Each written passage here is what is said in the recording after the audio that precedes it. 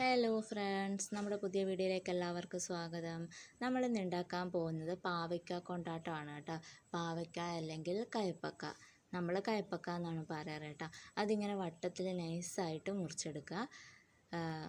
നമ്മളിത് വീട്ടിൽ തന്നെ ഉണ്ടാക്കിയ കയ്പ്പക്കയാണ് കേട്ടോ. അപ്പം നമ്മളിങ്ങനെ സ്ഥിരമായിട്ട് ഇങ്ങനെ ആക്കി വെക്കാറുണ്ട് ഇങ്ങനെ കൊണ്ടാട്ടോ. ഇപ്പോൾ ആക്കുമ്പോൾ ഞാൻ നിങ്ങളെയും കൂടെ കാണിച്ചു തരാമെന്ന് വിചാരിച്ചു. അങ്ങനെ ഇങ്ങനെ നമ്മൾ മുറിച്ചെടുത്തിട്ടുണ്ട്.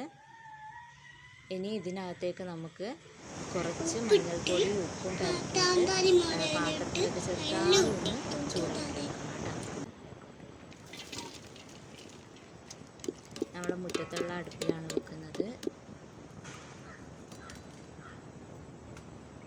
ഇനി ഇത് നന്നായിട്ടൊന്ന് ഇളക്കി കൊടുക്കണം.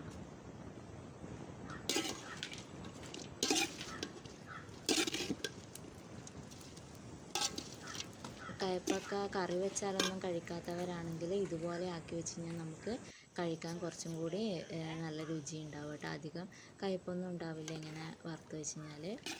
നമ്മൾ കറി വെക്കുന്ന ആ ഒരു കയ്പ്പൊന്നും ഉണ്ടാവില്ല കേട്ടോ.